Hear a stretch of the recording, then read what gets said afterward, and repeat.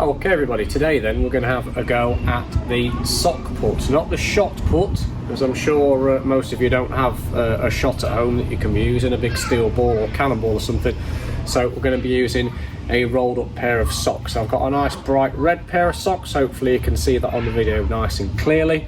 You'll also need, right for the end, a tape measure so you can measure how far you went. I'm just going to put that safely down out of the way.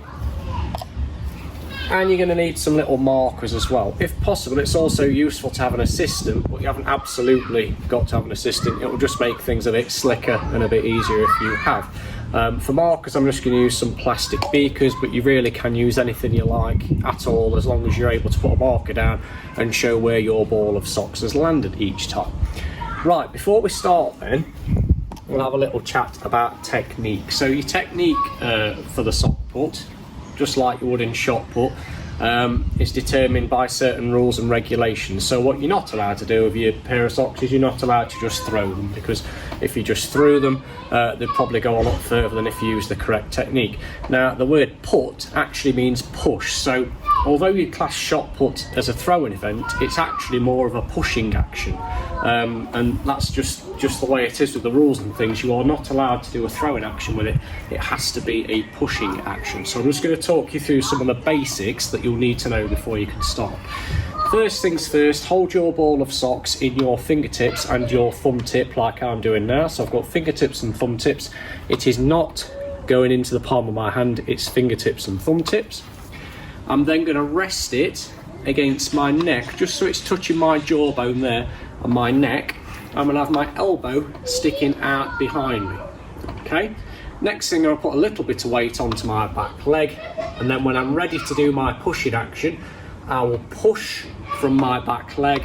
I'll then twist my hips around, and I'll then push out as hard as I can and straighten that arm until it's out at about 45 degrees. Okay. So again, fingertips, thumb tip, in against your neck, resting against your jawbone, elbows out behind me. I've got some weight on my back leg, and then when I go to throw, I'm going to push with that leg, twist with my hips so my chest's facing where I want the ball of socks to go, and then I push out about 45 degrees with that arm, nice and straight. Remember, you cannot throw, it's got to be a straight, solid pushing action. It should look a little bit like this. So I'm down here in my ready position, I'm then going to push, and I release my ball of socks like that. Okay, right, I'm just going to fetch them back.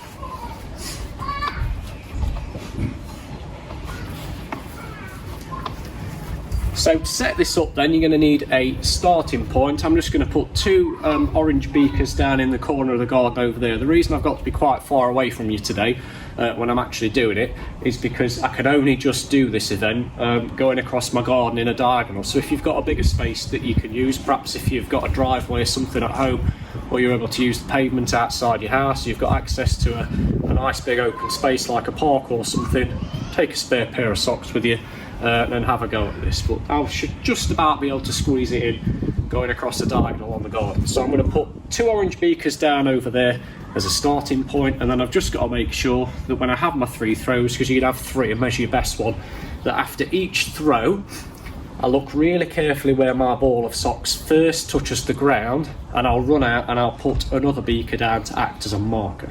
Okay, right, let's have a go.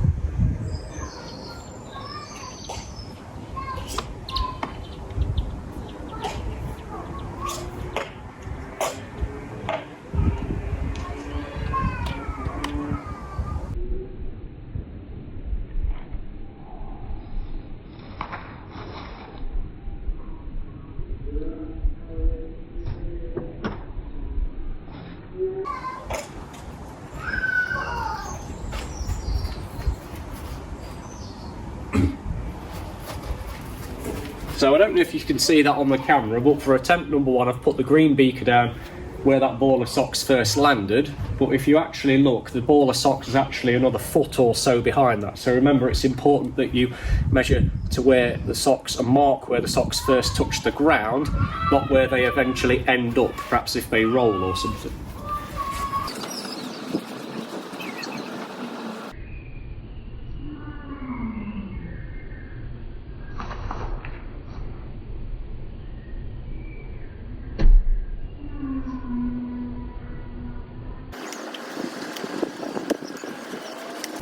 So second attempt, that one unfortunately went out of bounds and touched the fence, so I've put the beaker down where it went, but I'm not even going to bother measuring that one because we're going to say that if it touched the fence, it went out of bounds. I've got to try and make sure that my throws land within the garden. They've got to land within the boundary.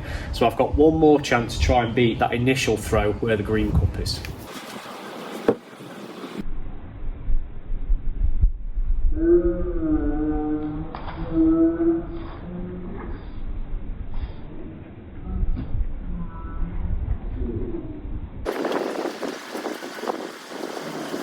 Okay, so that third and final attempt, it did go a little bit further, so I'm now going to do the measuring. Now the measuring's not entirely scientific today, because if you were doing shot put event, you'd be doing it inside what's called a shot circle, and you'd measure to the centre of that circle. Now I'm not going to do, you'd measure through the centre of the circle and take your measurement at the edge of it. I can't do that today because I've just got a straight line, so I'm just going to measure from between my orange cups in the middle of those. I'm going to measure out to my furthest throw, which was the red beaker. It's going to be interesting because it's a 5 metre tape measure and it's a lot further than 5 metres, but we'll work it out. I'll probably fast forward through this bit so it doesn't bore you.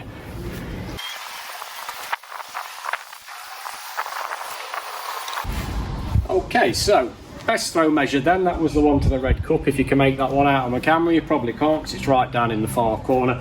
I managed to throw my ball of socks 11 metres and 51 centimetres, so 11.51 metres. Okay, right, it'd be great to see if you guys could have a go at it too. Make sure that you watch the technique part of the video again if you need to, because it's very important that you're using the correct technique. If you're not using that technique, then your throw might not be able to count. It might be what's called an illegal throw. Okay, so 11.51 to beat. Let me know how you get on. Good luck.